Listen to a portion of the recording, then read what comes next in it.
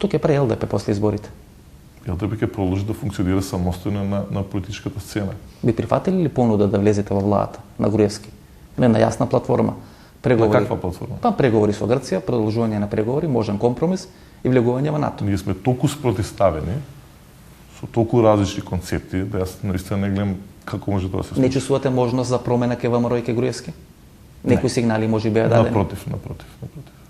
Дали очекувате дека СДСМ може да не освои, освен Струмица, ниту едно од тие поголеми места, 10 во Република Македонија, Охрид, Битола, Гевгелија, Куманово, не знам, Кавадарци, Велес и така натаму. Дали очекувате дека без Струмица? Речи си сите што ги спомнавте, очекувам дека ќе победи мнозинството, да. Дека ќе победи власта. Да. Каква е вашата проценка? Колку градоначалници може да очекува опозицијата?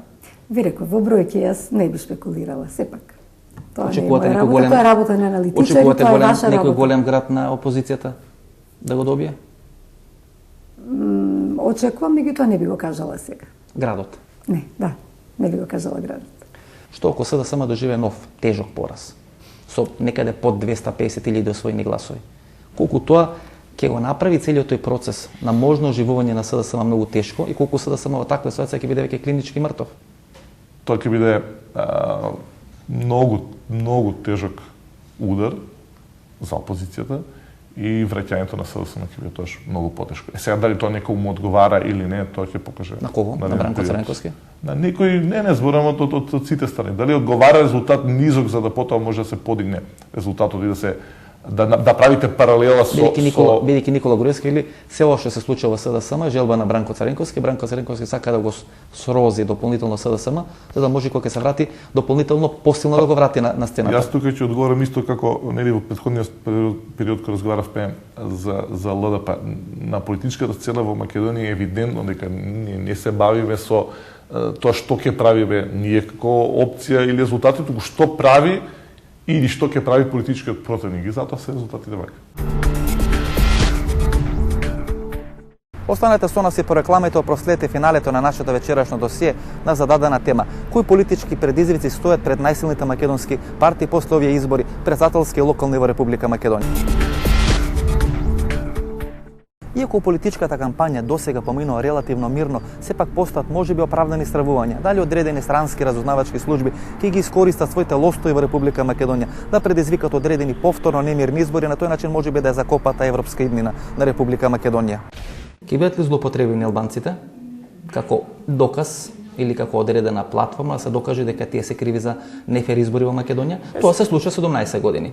И нели постојано тие приказни дека странски служби, вакви служби стојат за албанците, дали овој пат ќе се случи тоа? Меѓутоа тоа не е мислењето што го споделува меѓународната заедница.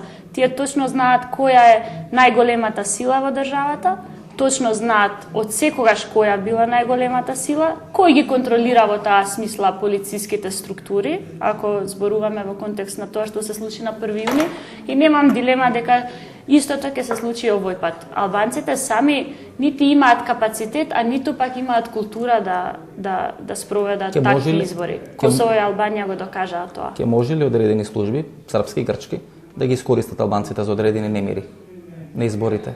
Тоа е прашање за кое што би требало да одговорат службени лица, веројатно надлежни во службите. Јас нити сум дел од тие, нити пак тоа ме интересира како бранша. Очекувате инциденти? Значи, секој пред сите избори има одредени шпекулации дека одредени странски служби би можеле да искористат. Знаеме дека изборите се слабата точка на Република Македонија. Значи, кои би биле противници на Република Македонија, ќе играме токму на таа карта. Се знае преку кога ќе се игра преку некои странски служби кои се добро инфилтрирани тука во Република Македонија. Па не само странски служби, доволна и собствената наша институционална политичка слабост, недостаток на политичка култура и значи актерите се тука, целите се исти.